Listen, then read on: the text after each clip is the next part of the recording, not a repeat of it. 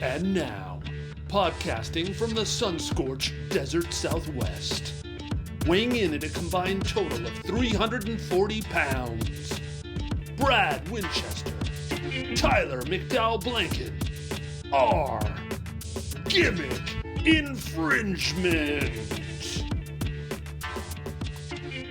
Welcome, everybody, to the Gimmick Infringement Podcast. I am Brad Winchester. With me is my tag team partner, Tyler McDowell-Blanken. Tyler, it's Sunday as we record this. Bray Wyatt, the Firefly Funhouse, is back. How are you today? Man, yes, what a way to kick off the show. I am doing well, Brad. I got to follow. I think I sent you the screenshot. I got to follow on Instagram from, I think it's Ariana Grace _22 or something. So it's total fan page Jones. But I woke up to that this morning. I don't know about you, but it's usually the first thing I do when I wake up to check my phone. I don't know what that says about me, but it's my truth. And I saw that and I was like, am I tripping? Because I followed her recently and I saw it, and then it's a fan page, and I'm like, okay, well, that's okay. They're doing the Lord's work out here. I'll just keep moving and start my day. Get ready for GI. I am doing well.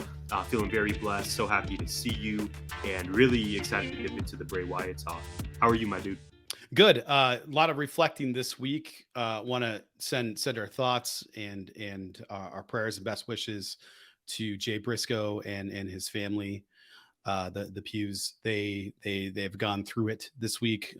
Jay passed, but good news is that it looks like his daughter that was had no feeling in her legs has recovered her feeling in her movement in her legs to some extent. So that's really positive news that came out of that.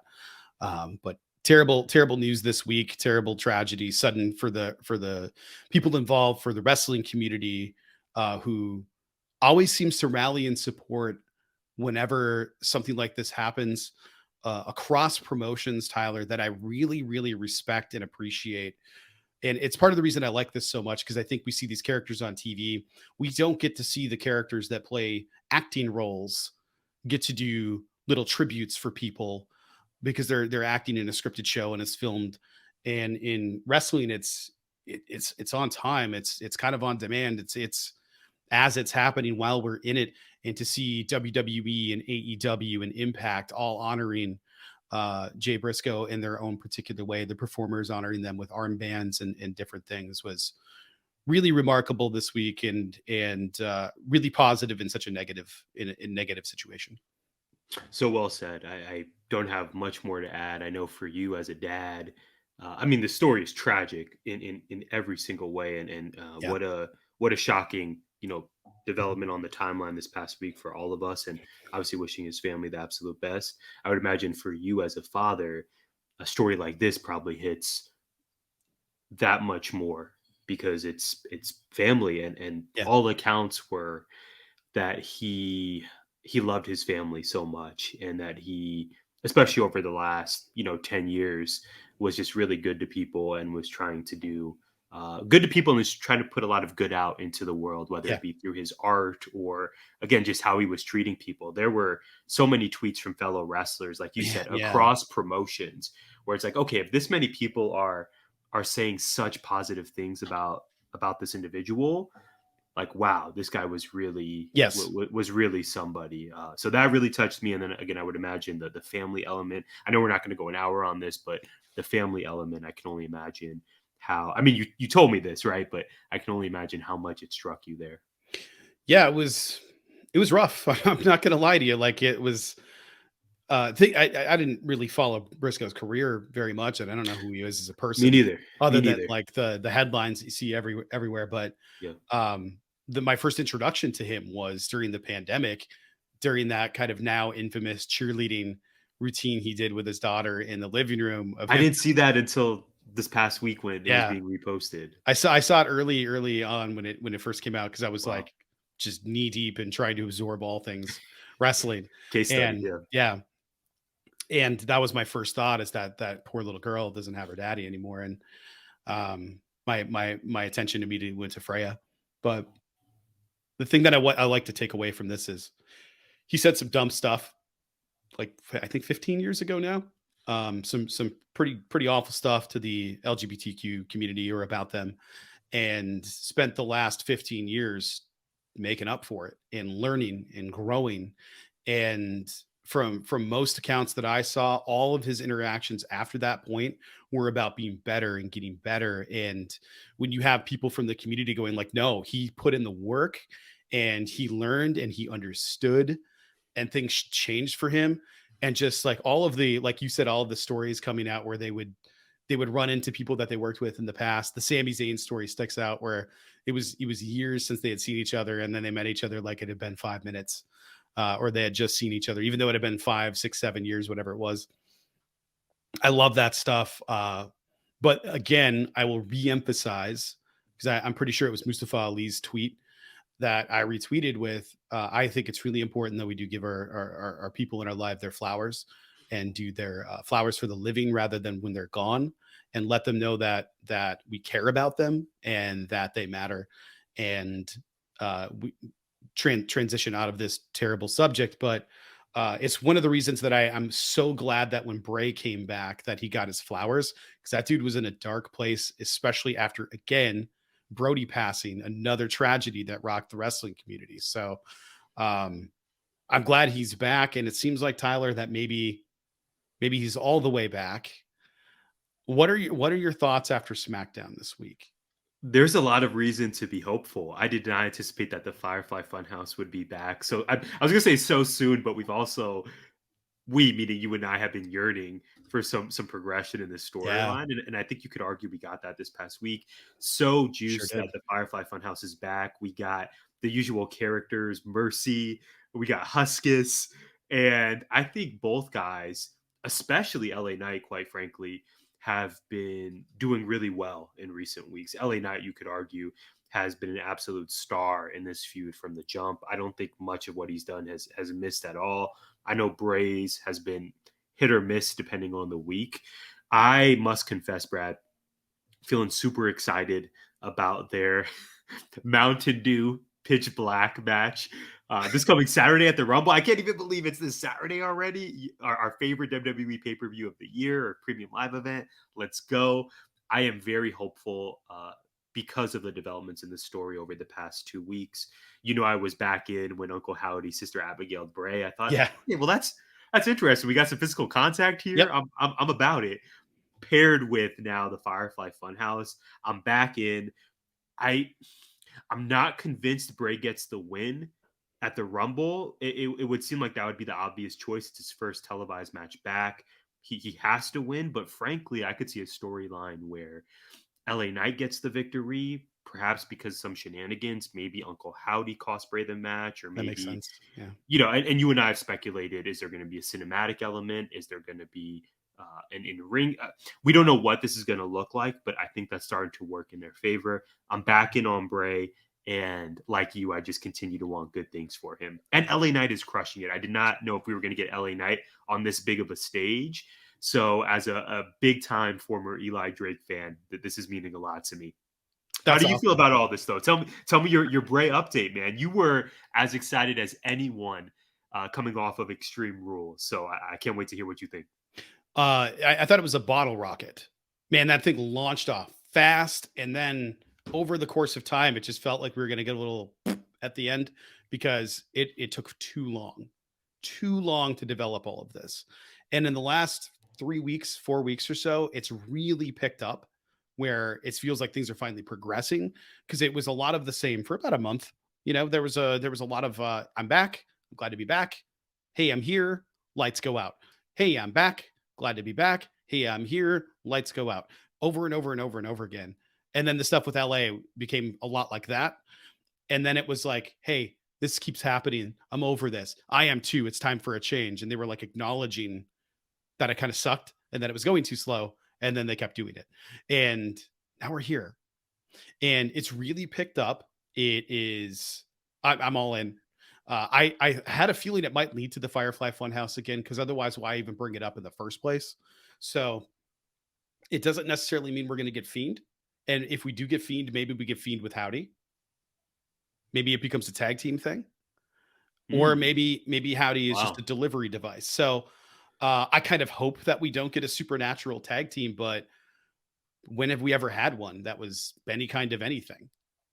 Yeah. Outside of the Ministry of Darkness, I can't think of. Yeah, I was I was so scared of them during my Yeah. childhood. When So in scary.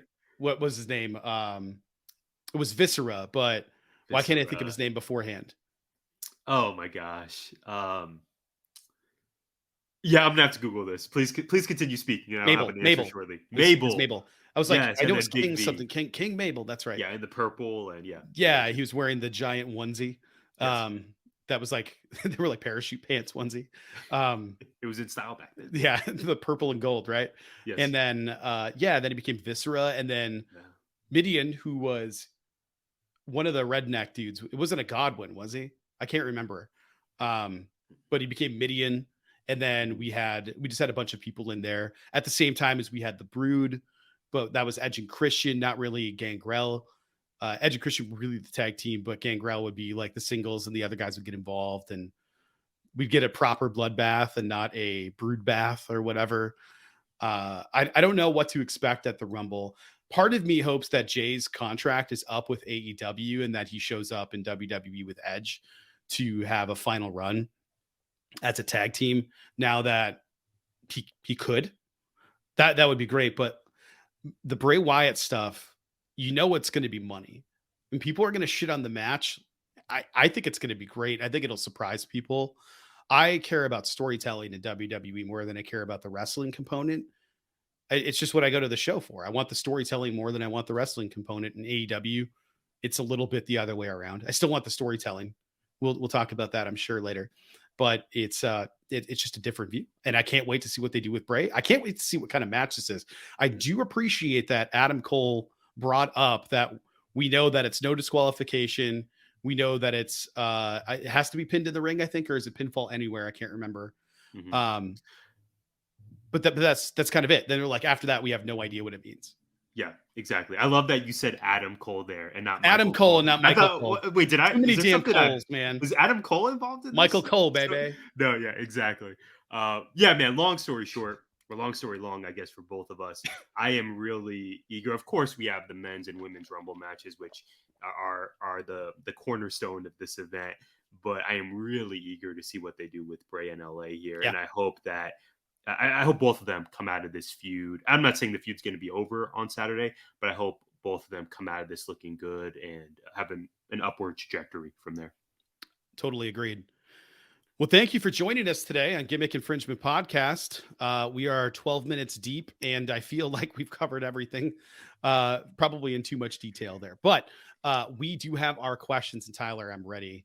I'm ready for question one. Past Monday's Raw segment involving the Bloodline. No, let me rewind that, Brad. I phrased this correctly the first time. Please This- rewind it. You froze and we didn't hear it. Oh my gosh. Can you hear me now? Yeah. Okay, perfect. This Monday's Raw segment involving the Bloodline has changed. Originally promoted as an acknowledgement ceremony, it's now the trial of Sami Zayn. Pair this news with the online speculation that The Rock may have given word to WWE that he won't be at WrestleMania. What do you make of this news?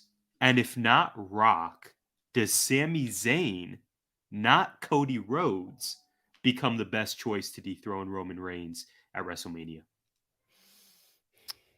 Great question. Well, I don't think The Rock was going to dethrone Roman anyway.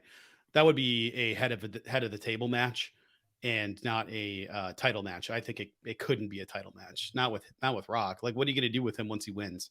So Sami Zayn makes the most sense, but only there's got to be stipulations for it. So what's the pay between Mania and Rumble this year? Oh my gosh, I need to look at that. It was Fastlane prior. Yeah. Wasn't it Elimination Chamber once? Let me check. So I have no idea why you're doing that. I think it totally depends on what the next pay-per-view is. If the next pay-per-view has some sort of big gimmick match involved within it, because it's not Money in the Bank, right? That's after Mania, I think. If it's something that it involves a Hell in a Cell or an Extreme Rules or something, then I can see that being Sammy's time to go in, but he won't win.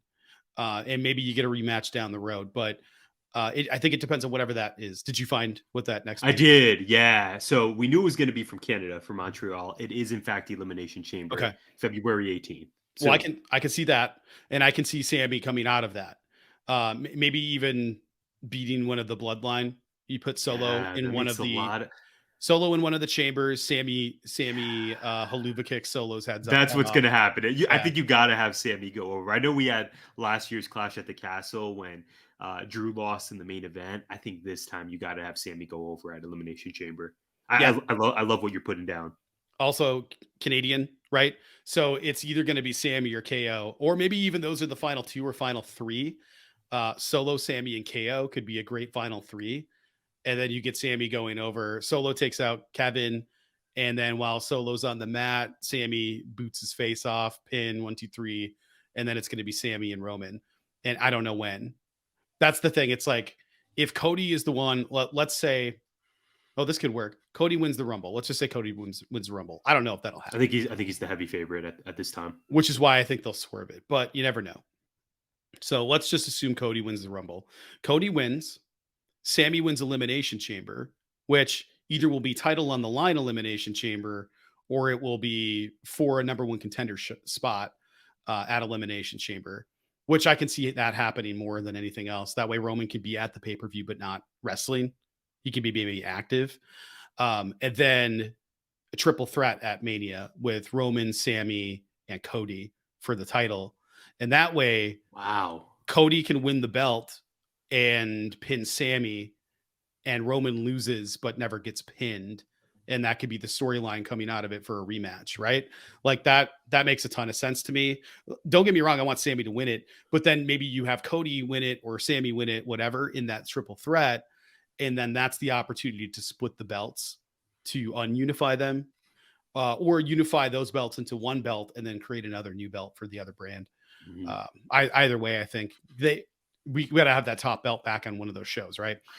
Yes, I think and it's got to be a full timer. I think that would as brilliant as Bianca Belair has been, and really, I think, in my opinion, holding down Raw for a long time. Yeah, I think having that top men's belt would exponentially help Raw. At least for me, selfishly, I think that would lead to me wanting to tune in more, because you just have a huge men's roster, and what are they fighting for if that main title just has not been on the show in so long?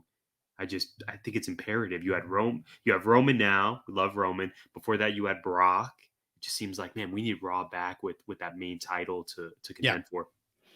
Yeah, and I think they've done a great job building the mid-card titles, the IC belt and the US belt. Definitely. No doubt. But it's not the big belt, you know. It's ultimately it's the heavyweight championship of the world. That's the big belt. And if that's not there, it's not the same. Yeah. And even on SmackDown, it's like Roman has been built into such a monster that just having him on the show, not even defending the belt, is enough, because the threat of it is there and the champ is there, and nobody questions that he's not defending it. It's not like MJF over in AEW, who's being questioned all the time for not defending the belt, and him having to tell us he's an attraction, and him having to use insider terms and all of that stuff, where Roman is just like, no, I'm Roman. The end. It makes sense. Yeah, we all accept that. Yeah, it's weird how that works, right? So yeah, it's true. That's why I don't know how successful MJF's title run is going to be. More on that later? Question mark? I just wanted to throw that out there. Wow, that's a heater, man. Right now, what's the best part of his title run? Well, like you said, he's not wrestling very often, which is not a surprise. It totally fits the character. I'm still enjoying his promos, honestly. For me, that's working. They're fine. They're good. They're MJF promos. I think he's great.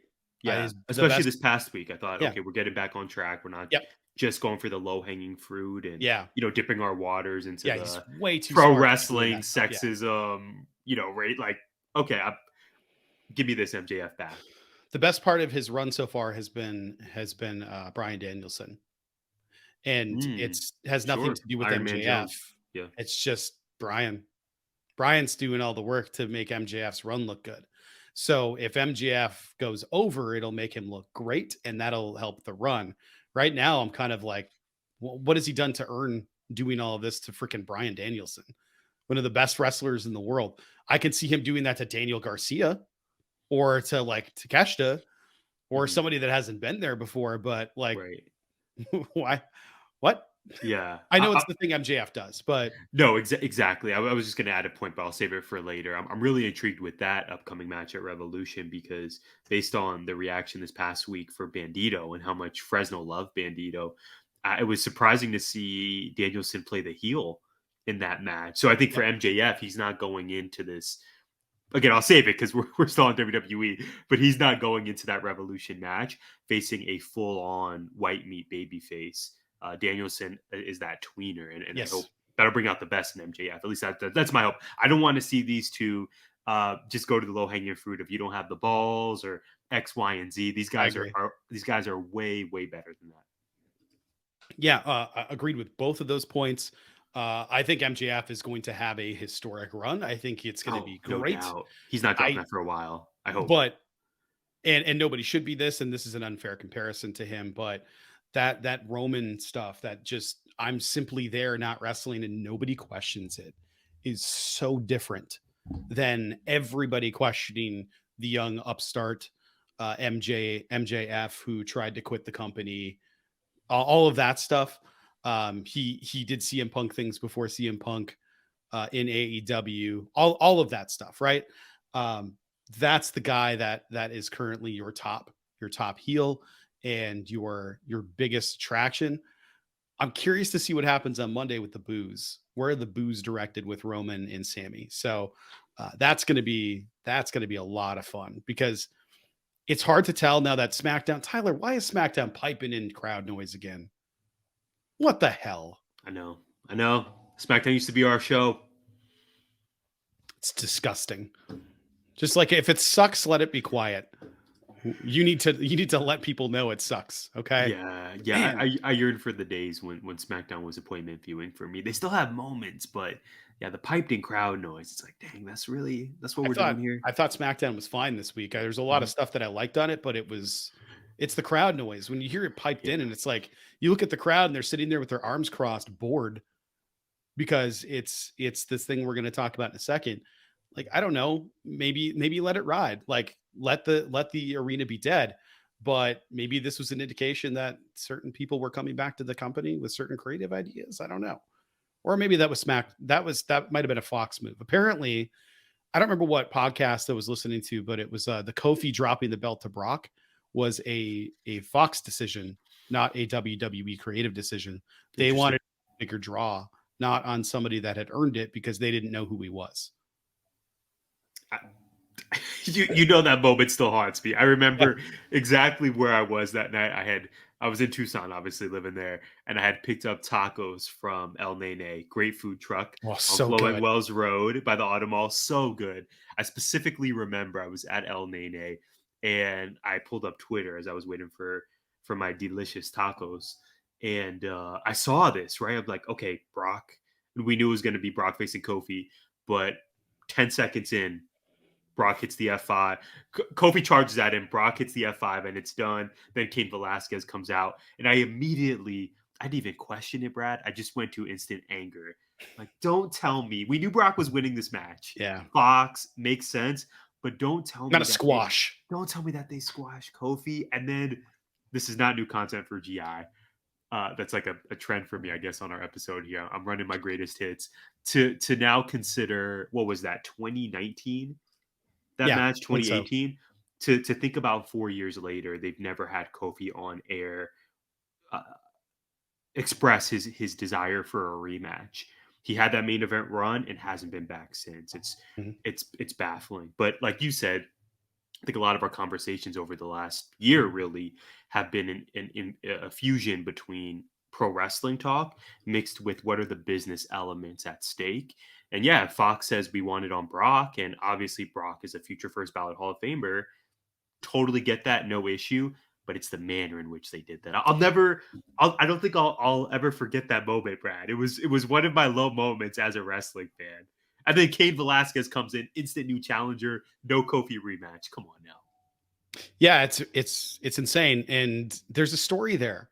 Like Kofi can simply come out and say, I lost the title. I was a world champion. I never got a rematch. I didn't lose to you, but I want my rematch. I want my title shot. Simple, done. Simple to And if he me. Yep. loses, that story closes Yeah, at doesn't least. have to win, but No. the man deserves a rematch. He gave Yes. you Kofi Mania. Come on Yeah. now.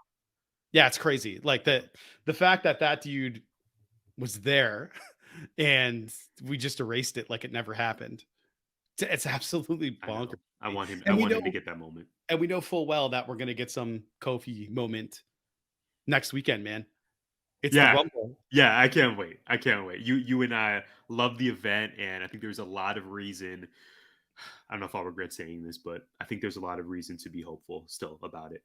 Well, they said non-traditional surprises in the Royal Rumble, which says to Right. me athletes that aren't pro wrestlers, maybe not forbidden door stuff, but like maybe we get some boxers from the UK that show up for the Rumble. Wasn't Bad Bunny in it last year? Was he? He I think surprised. He showed up for something. I thought it was the Rumble. yeah, because he wasn't in Mania last year. That was the year No, prior. yeah, I think he was in the Rumble. Yeah, I think you're right. Yeah, So I can see him showing up. I can yeah. I see. want it back. Yeah, I think that would be great. Tyler, I love the Rumble. It's my favorite pay per It's view. I yeah, love Mania for the grandeur of it of and the course. Pomp and spectacle. circumstance. Yep. But man, the Rumble is so fun because you don't know what to expect. No, I no, and can't I know wait. we're not alone in that. That this is a No, big weekend. it is. But before we get there, let's talk about this past weekend. The Viking Raiders. The Viking Raiders faced Drew and Sheamus in the tag team tournament, which I'm so happy they're doing. Let's build the tag titles back up. Let's build the roster of tag teams back up, even though there's not a ton of them. And this is one of the only places that I actually like repeats. It makes sense that tag teams are constantly wrestling each other. There's only so many teams that exist. It's not like I'm going to get mad that, oh God, the Packers are playing the Bears again. They're division rivals. So they play at least twice a year and another twice a year. And then a third time if they're in playoff contention and they're both in the playoffs. So I don't see why it's a big deal if they repeat. I don't want it back to back weeks, and I don't want it back to back weeks. That being said, it followed with a match we've seen. It feels like a dozen times now with the Brawling Brutes and Imperium. That being said, that opening match humped. The Raiders and Drew and Sheamus put on a show. They gave them time. That match ruled. I'm surprised the Raiders lost, to be honest with you, as the only tag team there. And I don't have a problem with Drew and Sheamus winning because they're Drew and Sheamus. Like, come on now. Also, it makes sense that those two would be a tag team. So I'm all here for it. I think it'll work. I actually think that they would be a good choice to take over at the end of all of this from the Bloodline if they're done with doing single stuff for a while. I want to know what you thought. Was it too soon to drop the Raiders from the tournament, or was it just too soon to have that match? It's a great question. I don't think it was too soon. I wasn't that surprised that the Raiders lost. Not saying I wanted them to, because I think back to when they were the War Raiders in Right.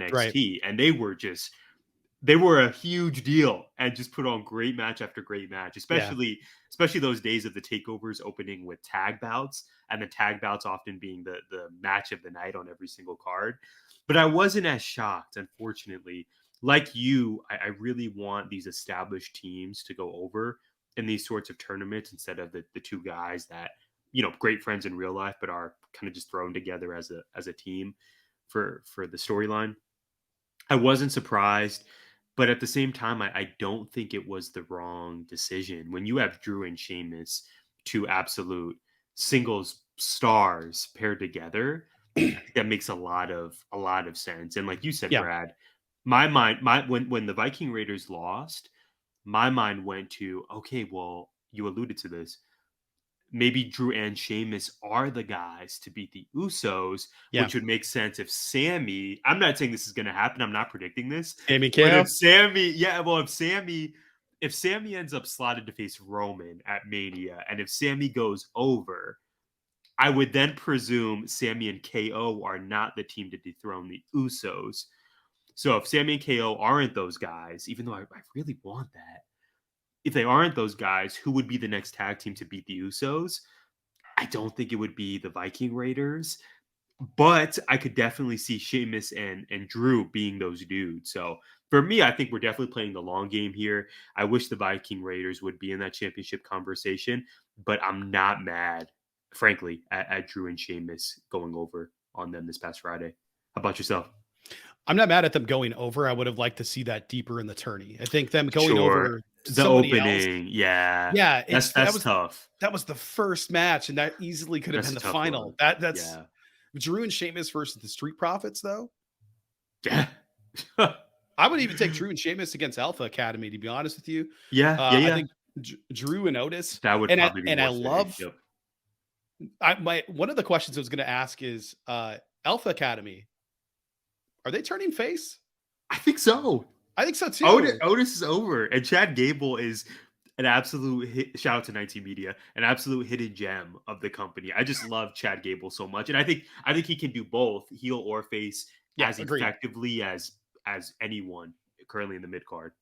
Feels New Day-ish. You just do it enough, and people start to like it. Yeah, the shoe stuff. No doubt. They're turning for sure. Yeah, and well, because they're letting Otis be old Otis mixed with this still Olympian. Like he's an Olympian.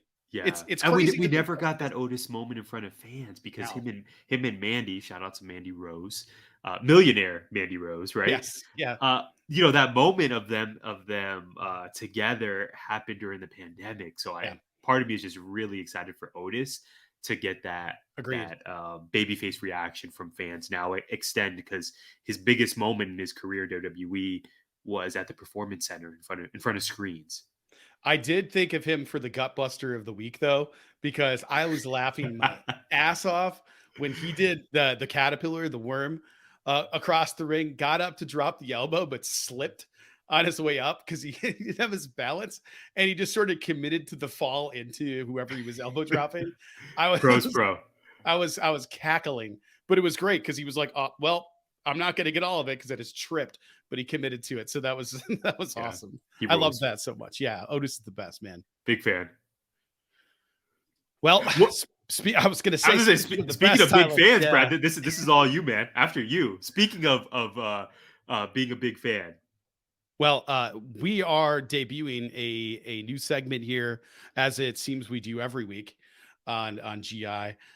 It's one we've been talking about for a while. What do we do to fit this in? Tyler, I'm on a freaking roll right now. Embrace the mess. I'm leaving it in. GI at the movies. Today we're going to discuss The Glass Onion. Play the music.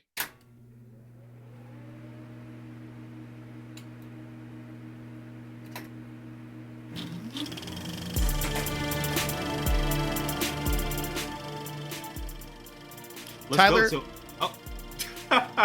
when we debut a new segment, we should probably not just talk about the vision, but break down who is going to start when. So I'm gonna let you kick this off. I got the facts of the movies, Brad, and then I was gonna pass it to you for all of the pure joy of it. But you lead, and I'm gonna be your Robin here.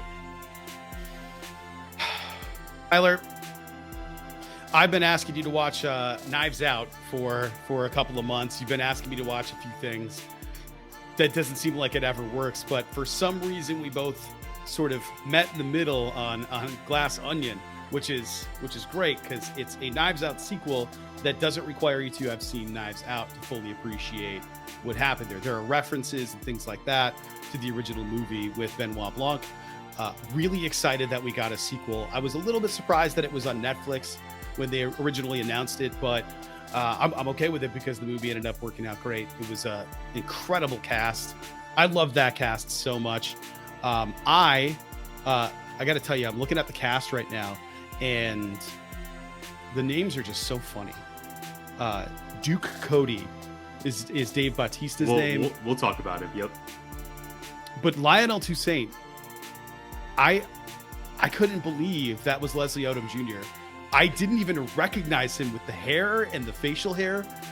I looked at him. I didn't even know who that man was. I had no idea that was him. until I saw the scroll at the end. I was like, oh my god, oh, I didn't even realize he was in this movie. Jackie Hoffman plays Ma. Jackie Hoffman is also in Only Murders in the Building, which is also amazing. So I was pumped to see her there. All of these people, there's great things. And apparently the dong sound on the island is, I can't remember who it is, but it's somebody relatively famous. I don't remember if it was Jake Gyllenhaal or somebody. God, who was it? Let's see. No, it was Joseph Gordon-Levitt was the hourly dong voice. So like, there's just random people. Yo-Yo Ma was in it randomly. Just so many cameos, so much great stuff. And it made sense on an island for a billionaire who got away with all of this stuff. Major social commentary here, of a billionaire looking maximum successful, but not knowing anything about anything and just lying his way to the top. I thought was such a fitting thing. And I just loved Daniel Craig's part of just, you are an idiot, just over and over and over again. It was so good. This movie ruled. I love a good murder mystery, and this delivered on all fronts. Yeah. Without spoiling everything. Exactly. Yep. That was key. Thank you for that intro. Yeah, I remember how glowingly you spoke about this film, and you mentioned it enough times, like any good friend, that I thought to myself, okay, now I have to watch because Brad is speaking so highly of this. So my summarized review, I guess, spoiler free, is that for me, this film kind of satisfied both of my needs. On one hand, like you, I appreciate a good old school murder mystery, whodunit city. And then on the other hand, I think this film, released in November on Netflix, felt really rooted in today's culture. For example, Duke Cody, played by Dave. Great work, Dave. And ironically, played by Dave Bautista, who's just having a huge moment right now. And obviously we hope that continues for him.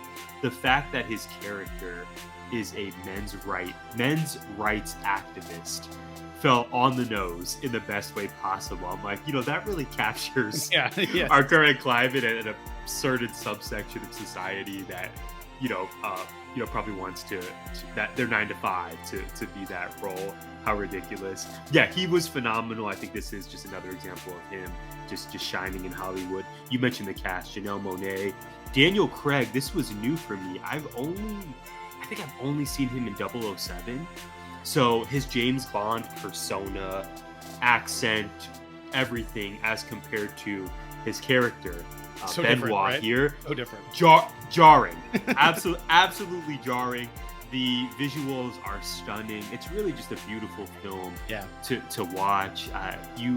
Your recommendation here did not miss. There's some things that I loved about it. Madeline Klein as Whiskey was great. I love that she's just sort of a social media influencer trying to make her way into the top spot. I thought there would be a bigger role for him going into it, because I was really surprised that Ethan Hawke was leading everybody onto the ship to the island, and then he was just gone after that. He was just there to be there. Hugh Grant hilariously was Benoit Blanc, Daniel Craig's roommate. There's so much good stuff in here. I don't know if that made the movie feel better in those spots, but I don't know. I have no idea, because sometimes I think cameos are the only reason a movie is any kind of good, because you have nostalgia or you have that connection to those people.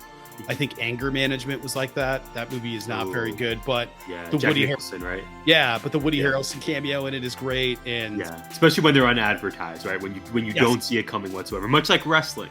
It all ties back to wrestling. Yeah, it's great when you don't know it's coming, but you get that moment. Yeah. Of, okay, this is worth my time. Deadpool 2. When the kill squad parachutes down and everybody just starts dying, the Invisible Man is in there for 2 seconds. You get to see him as he fries on the power lines, and it's Brad Pitt, and it's his face for about 2 seconds, and that's it. That's as much as he's in that movie, and I just think that stuff is great. I love stuff like this. This movie is a lot of fun. If you have Netflix, please check it out. If you haven't, it's worth your time. It's definitely worth your time if you're a murder mystery person. And best part in my brief research for this new seg, which I think was awesome, by the way. It started out interesting, and I think you and I absolutely crushed it. Just a humble flex from your two favorite co-hosts. Best part, though, Brad, I saw that earlier this month, the director, I believe his name is pronounced Ryan. Yeah, it's Ryan Johnson. Yeah. Okay, cool spelling, Rian. He announced that there will be a third, and he's already started working on the script. Ryan Johnson is a great director. A lot of people crap on his work for Last Jedi. He directed that, and they just aren't having it. It was one of those things where Star Wars fans asked for change. He changed stuff, and then they were mad at changed. So then they changed it back, and we got like this sanitized version of the end of a trilogy. I'm still heated about it, but I think he's a spectacular director in terms of telling stories and making characters interesting and make us pay attention to the characters. And then you can have a grandiose set behind it, but what it didn't become was about the set. It became about the characters. And I think that's the goal in storytelling, in wrestling, and in filmmaking. Yeah, well said. Well, transitioning back to wrestling, are you ready for my AEW question? Oh, I'm ready. Let's go. So first, shout out to Bandito. I mentioned him earlier. That man was over. In my notes, I have 4 capital O's. Man was over in Fresno. I really enjoyed his match with Bryan Danielson. I know you did as well. I'm also super intrigued with the originals versus non-day ones rivalry that's developing in the women's division. I was really tempted for that to be my question. But I love what they're doing there, and I'm super intrigued to see where this is leading to. Blood and guts? Maybe, maybe not. So many talented women everywhere in this feud. I can't wait. However, my favorite moment in AEW this week was Top Flight defeating the Young Bucks. Yeah, that was great. Ergo, here's my question for you. Who holds AEW Tag Team Gold first? Top Flight or the Guns? The Guns. Wow. Top Flight beat the Bucks. It's the Guns. I don't even have to think about it. Top Flight. That's a bold answer. Top Flight has the skill set. No, Top Flight totally has the skill set. I think they're ready. How do you like their mic work? Yeah, haven't seen it as compared to the Guns. Yeah, haven't seen Top Flight at all. In that the Guns department. are doing incredible in-ring work. It's totally underrated what they do in the ring. They're really polarizing with the audience, don't you think? I don't. Well, not just for being heels. Because it looks like nepotism. That's why. And you can look at Top Flight and go like, well, they built themselves. They got there on their own. We got to see Darius overcome injuries. We got to see all of that stuff, and we feel a part of their journey. Where the Guns, we feel a part of their journey, but we feel like they're only there because of their dad. They're a great heel tag team, which is why I think they're the perfect tag team to take down the Acclaimed and flip-flop it. And Top Flight would be the perfect team, totally different than the Guns, to take out the Gun Club or just the Guns, whatever they're going by. And maybe we even get Billy returning over to the Gun Club, because I don't know what's going to happen this week, but it seems pretty likely that there's going to be some more back and forth feuding. Tyler, I'm really hoping that nothing happens before our show in Phoenix, because if I don't get Billy Gunn out there with the Acclaimed, I'm going to be really sad. It has to happen. They are on the poster. I'm not sure if that's an exact guarantee that they're going to be there, but me processing that as we're recording, it's legitimately a month away. Yeah. This Phoenix show. On the poster, we got front and center Dr. Britt Baker, Orange Cassidy, Sting, Darby. Yeah, I don't think you have to worry too much. We're definitely getting the Acclaimed. And at that point, maybe they will be building to, I think this is what you're mentioning, Brad, Acclaimed versus the Guns for the belts at Revolution. Do you think it would be, this is probably a follow-up question, which is breaking the rules. It's okay. Would Acclaimed, it seems like that's going to be the next rivalry for the Acclaimed. Do you see them potentially dropping the belts to the Guns as soon as March Revolution? I want to see the Acclaimed have a bigger run. Me too. And I don't know that the Guns have really earned their way to the top by having like a couple of bangers here and there. Right. In terms of AEW, the way that AEW seems to work, it's like have really great matches and get there. In that sense, Top Flight's there already. Having really great programs though, and getting a ton of heat and getting a ton of attention, like the Guns are there. The crowd hates their guts. They chant "ass boys." Their reactions to stuff, they're just really like they're quick looking around like it's insane. They have been absolutely studying tapes of their dad circa 1999, 1998 of him reacting to the crowd because they do it exactly the way he does. It's so perfect. Just that what well, I'm surprised you don't like this. I'm a bad guy. And then yelling at them. All of it is it's so good. They do such really great little things. In ring work, I don't know that we've seen enough, but they've had a couple of really good matches against good tag teams. Mhm. You know, I Definitely. And I don't think we can overlook the fact that whether it was always positioned this way or just timing and contracts worked it out, they were the team to take out FTR. And of course, there's speculation. Are we going to see FTR and AEW again? We know reportedly their contract is up in April. What does this look like? Them sort of putting down FTR for the foreseeable future. I could be wrong, and FTR could return this week. Who knows? But them putting down FTR for the foreseeable future, I think there's only one way to go after you beat FTR, and that's tag gold and maybe even in getting the straps. Like you, I think it's too soon, but one of my takeaways from Dynamite this week was, wow, we have the Acclaimed, the most over tag team in wrestling. But then right under that, we saw two tag teams have huge moments, right? The Guns, Family Therapy, and Top Flight defeating the Bucks. I think life after the Acclaimed is probably going to be led by one of those two teams. Well, so I know we had the Bucks compete this week, but they lost. And I'm sure these things can happen, but what tag teams do we have left that aren't trios? I know. I was thinking about that.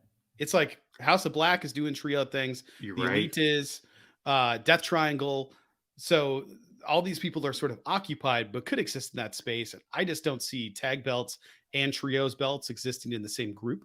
I maybe they will. I don't really know, but we'll see. We'll see. I don't know who else is left though. We have Top Flight, the Guns. After that, it gets a little bit murkier. There are other tag teams, but who stands out? To me, because I want to make sure we show some love to the women on the roster. I know it's been a very sausage fest centric episode of GI, which happens once in a while, right? We have so many talented dudes to talk about. It's a little overwhelming in a 60 to 70 minute show. But if you contrast with what I think is the seeds of a women's tag division being planted. Yeah, I agree. I think for the men's side, like you said, it seems much more about the trios right now. But on the women's side, I think you have tag teams being built left and right. So I don't know. Who knows? Maybe Double or Nothing, we get some women's tag straps. I don't know what that means for the TBS title because there's just a lot of titles everywhere. But on the other hand of things, the women's tag division, I think, could really. I think it's coming close to being time for them to get some gold to fight for there. Yeah, I feel like you're right. They need to do something because the tag roster is loaded, but we have a lot of trios. And I don't know that we have a lot of people that are immediate viable threats now that Keith Lee and Swerve are broken up, and not really sure where it goes from here. Yeah, we'll see. Jungle Hook is hanging out, but I don't know if that's sort of a Jungle Hook LA moment or they advertised it as one night only. They even advertised it that way. So and those are two of your biggest future single stars. Yes. Does it make sense for that? Like you said, we'll see. It's a reason to tune in. But even saying that, we Jurassic Express is no more. So there's just so many teams that broke up, teams that left, teams that are injured, and FTR. Dak said on the podcast, not this week but last week, that they're taking those months off to recoup and he confirmed it. Okay, good call. Yeah, he said he's not. They might not come back before the contract is up. They might just wait until then. But Tony Khan gave him the blessing to stay home and rest and heal. So we'll see. They might never come back to AEW between now and April, or they might come back, do a couple of things, and then dip. Who knows? We know what's in April, so we'll see what happens. I don't know. I don't care. I'll watch them wherever they go, but I love them in AEW because they get to do stuff all over the world. Where in WWE, they get to do stuff in WWE. So we'll see what happens. Tyler, my question: Action Andretti and Daniel Garcia main evented Rampage. So I assume that this match was to build or enhance or elevate Andretti. But it seems that Garcia being paired with Sami is supposed to elevate Garcia. But Garcia being paired with Jericho seems to be to elevate Sami. I don't know what the hell's going on here. So the real question here, questions, there's multiple parts. Number one, what do you make of all of this? Number two, was this what you wanted from a Rampage main event after the last several weeks? And number three, what do you think the long-term plan is for JAS? I'll attempt to go out of order. Long-term, fantastic look by you. I did not see this question coming, which are some of my favorites from you when I don't expect them. Long-term vision for the JAS. I don't think it's going to last as long as the Inner Circle. Wow, even just remembering Inner Circle was tough. Yes. I don't think it's going to last as long, which is maybe a credit to what Jericho's done here with this group, but I don't think it's going to have the legs that the Inner Circle did. I think we're already maybe seeing some dissension here for the reason you mentioned with Garcia and Sami and what becomes of that. Long term, I don't know, man. I hope that it ends up being a tool to propel 2.0.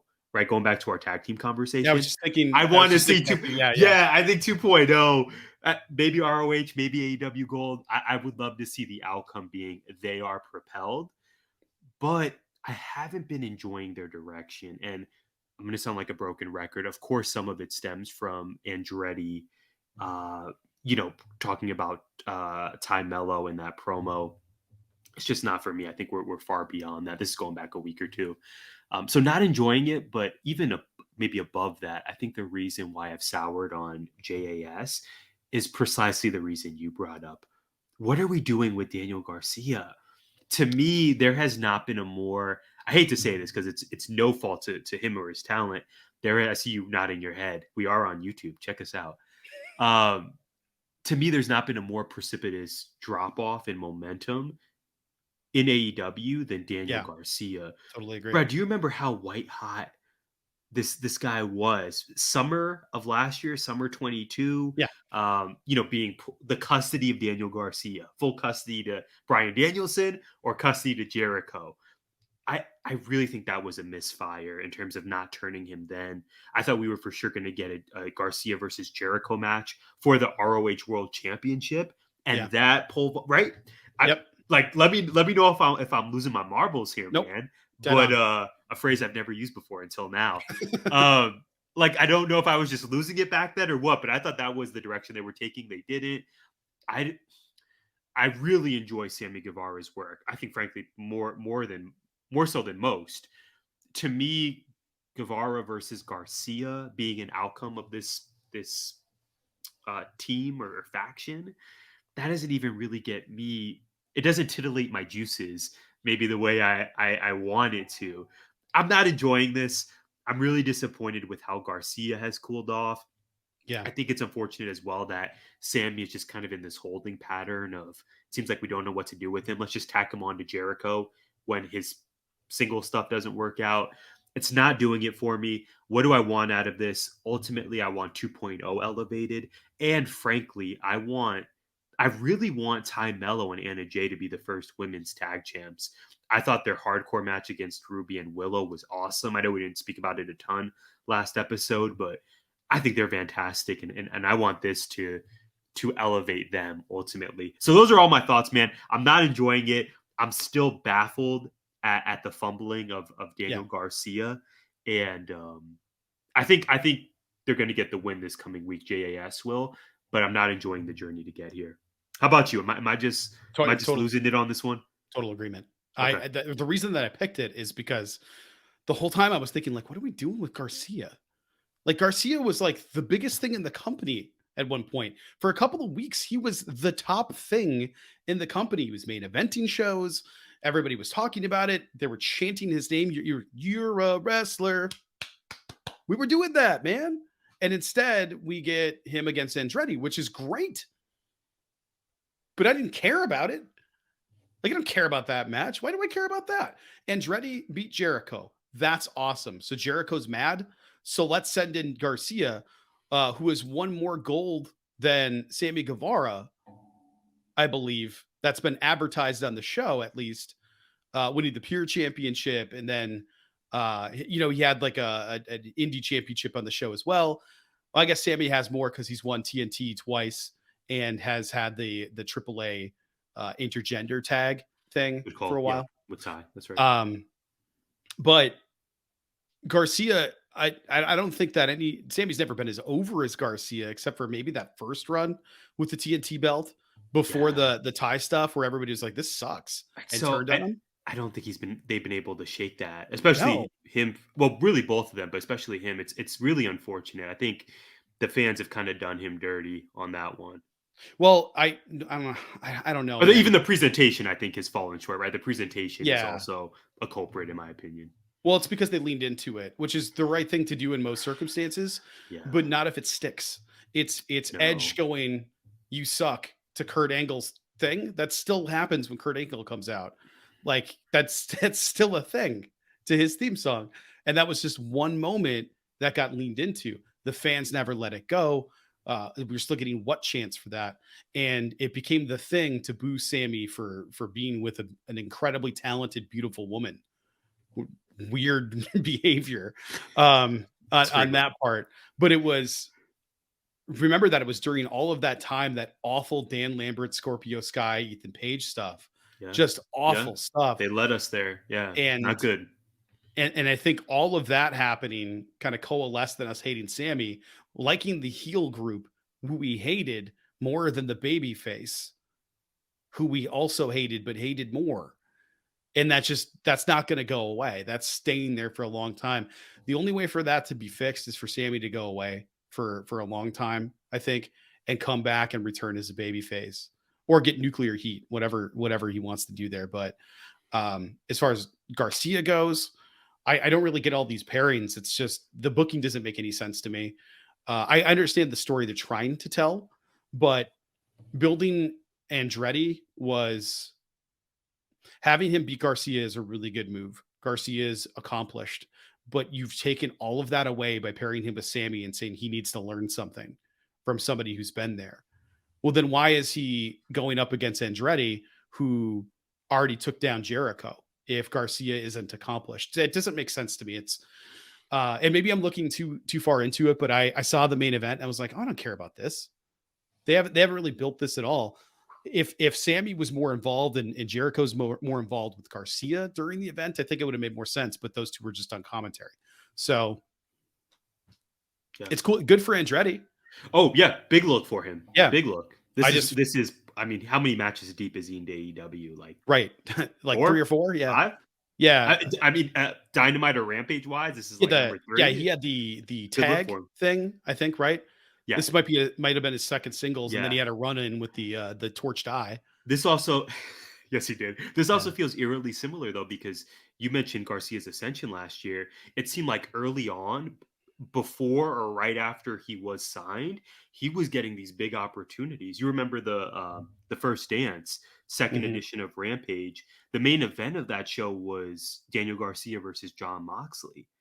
So Andretti seems to have some of that 2022 Garcia mojo going on. Yeah, because we went from Punk to Jurassic Express. I don't remember who they wrestled, but it was a transition to that. Maybe it was Bear Country at the time. I can't remember. It's so long ago. Yeah, deep cut. Yes. Yeah. Good memory. I believe that was our first episode as well. Yeah, a long time ago, man. That's such a great shout, because Garcia is just sort of a guy now. And 2.0 hasn't really been doing anything. And it's like, how is that possible? Daddy Magic's nipples are not hard about this. No, give me 2.0 versus the Acclaimed over. I know it's so easy to be sour on the Guns, and I want to think more positively like you, because I think there's a lot of potential there. 2.0 versus the Acclaimed for me would be that ticket is sold much quicker for me than Guns versus the Acclaimed. Oh, the promos are going to be great. The Guns on the mic, the promos are, I mean, they're fine, but they're like the butts and the concrete stuff. It feels a little bit like too hard of a try to recapture glory from from the past that they didn't exist in. Like they're relying on nostalgia to fuel their stuff right now instead of tearing that down by building that nostalgia up and then crushing it. I think that could be a good way for them. I don't know how that works though, but I do know what does work, Tyler, and that's our reliance lately on fantasy drafts. Since this is your baby, I'm going to let you kick it off. I'm going to let you introduce it and kick it off so that we don't have another misfire on our next segment. Yeah, man. Well, let's just start with I'll give the opening and then we'll play the music and get that beautiful graphic you created. So we know that The Bachelor is back. We teased it a couple of weeks ago. It is now, as we release this episode, it's happening tonight. Season 27, Zach Shallcross's debut as the Bachelor lead is happening.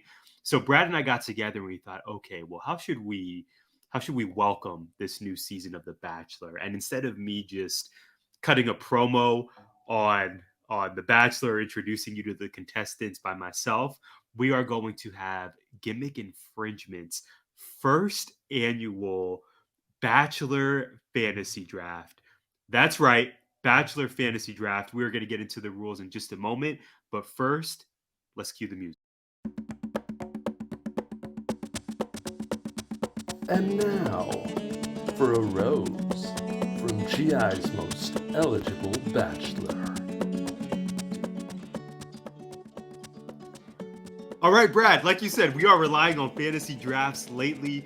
We don't have a ton of rules here. There are 30 women that are vying for Zach's heart tonight on ABC. We hope you tune in.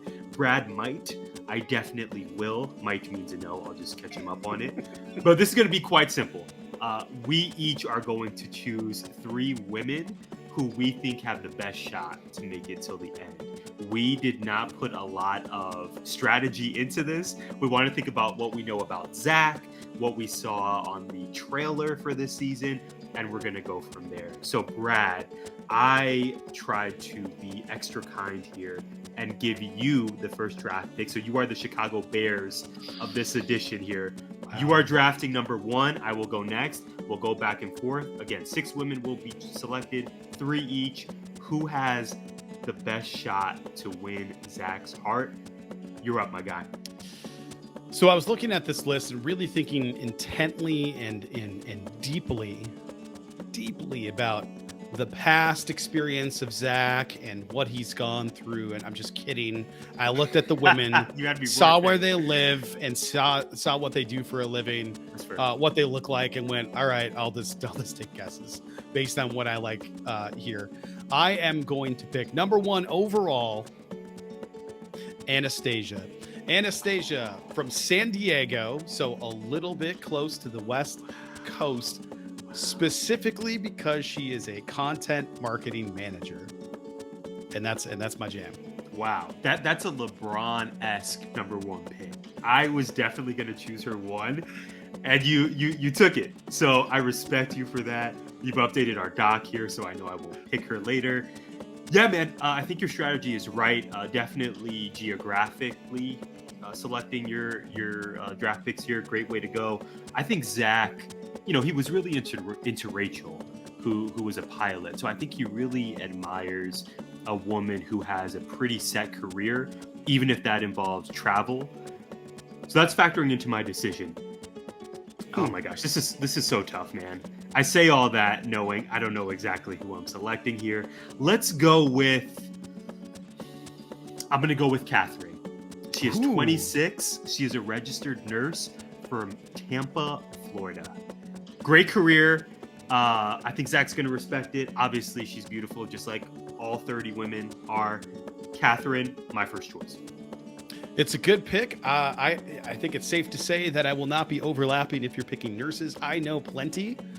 I know that he will probably never see them, but I am not sure how it will work for a case manager from Bloomfield, Iowa, but I'm picking Mercedes next. Mercedes is my number 2 pick. Listen, man, great name. I'm not mad at that whatsoever. Okay, you know this, Brad. As much as I love The Bachelor and Bachelorette, particularly The Bachelor, let's say, Historically, sisters have not fared very well on this, but I'm gonna go with Charity as my next choice. Charity is also 26. Obviously I'm gonna be rooting for her. I don't know if Zach's gonna choose a sister at the end based on what we know about him, but I hope she makes it far. I think she's a great contender. 26, child and family therapist from Columbus, Georgia. Let's go.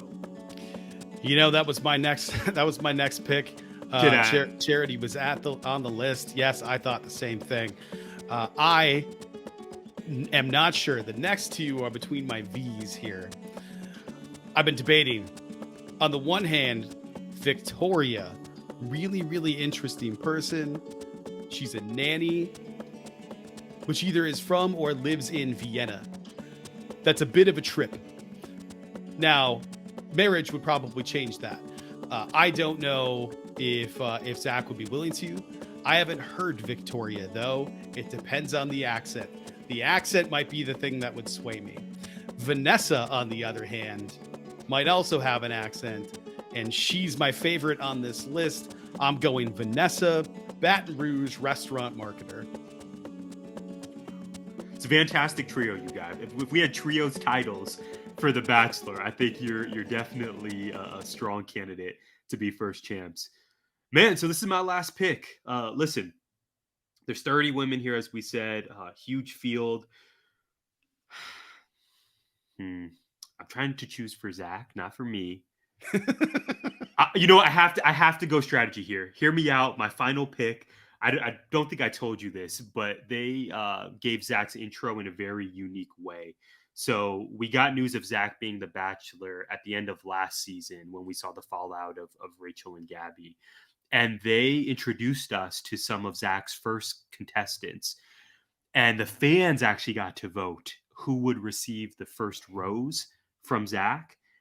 And Brianna, she's on the second row here of our link. She is 24. She is an entrepreneur. So I don't quite know what that looks like, but she's an entrepreneur from Jersey City, New Jersey. Brad, the fans voted her as deserving of the first impression rose. And she seemed to have some chemistry with Zach.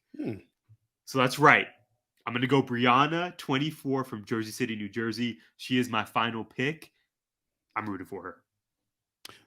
Excellent pick. This is fun. I have no idea what any of those things that you just said about roses mean, but I am really happy that I got to pick from this list. It made me feel alive, a little bit gross. The whole premise of this show disturbs me, but it just I'm looking at a list. I'm going like, which one do I pick? Like I'm buying a t-shirt. It's just it's a little bit gross. This is my first not my first actually. This is another attempt at me trying to hook you and by proxy Jess back on. I know you watched years ago. This is just one of my methodical ways to try to get you back, man. But you're right. The way we go about this is very interesting. We left off so many great names, man. Olivia from New York, another Olivia from Ohio. Yes. Continue with your feelings. I watched The Bachelor. I did. The 1 or 2 episodes I did watch that first season is it. I don't know that you can hook me back into something I was never hooked into. We tried. It's kind of like Gilmore Girls. I watched a lot of Gilmore Girls, but it wasn't because I was turning that show on. It's because it was on near me. And then it was like, well, now I just want to know what happens. It's one of those things where it's there, and then it's like, oh, damn it, now I need to know. But I like being involved this way, and maybe I will tune in because now I have skin in the game. I have a fantasy draft, and I want to see what happens because of it. Tyler, this is a fun show. Yeah, this was a great one. In terms of what we're looking forward to this coming week, I want to lob it to you first. My answer is probably obvious and very wrestling focused. But what do you have going on this week, man? Entertainment wise, obviously work wise, fam stuff. What's Freya up to? Well, things I'm looking forward to are none of those. I have so much I have to do this week. I'm really happy with things. I'm trying to finish some stuff up for 19. I have homework due. I have a lot of stuff going on at school. The set is ramping up. We have Guys and Dolls to build. We have all sorts of things going on. It's busy, busy, busy. That being said, I can't wait for the Royal Rumble. Like I just can't wait for it. Like it's Christmas around here. Literally, the tree's still up. We still have lights on the outside of the house because I haven't been able to take them down yet. But I can't wait for the Rumble. How about you? Yeah, it's same here. I tried to kind of craft a list of maybe 3 or 4 items to share, but the conversation starts and ends with the Royal Rumble from the Alamo Dome.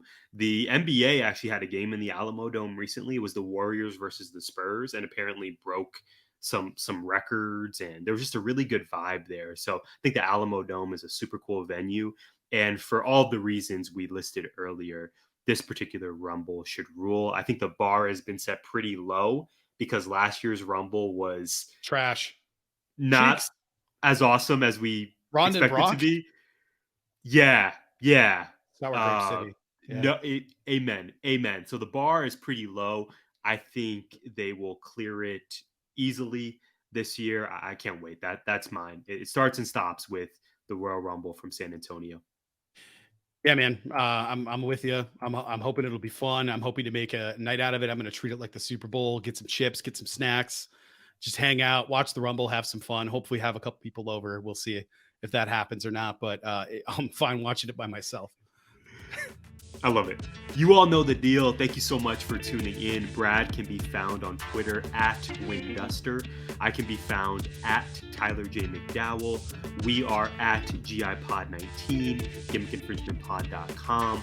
We so appreciate you. We thank you once again for all of your support, and we hope you'll join us for the next one. Gimmick Infringement is a part of 19 Media Group. You can listen to us on Good Pods, our premier partners, and Apple, Spotify, iHeartRadio, or wherever you find podcasts. You can also find us on YouTube via the 19 Media Group channel. Please like, subscribe, comment, and share.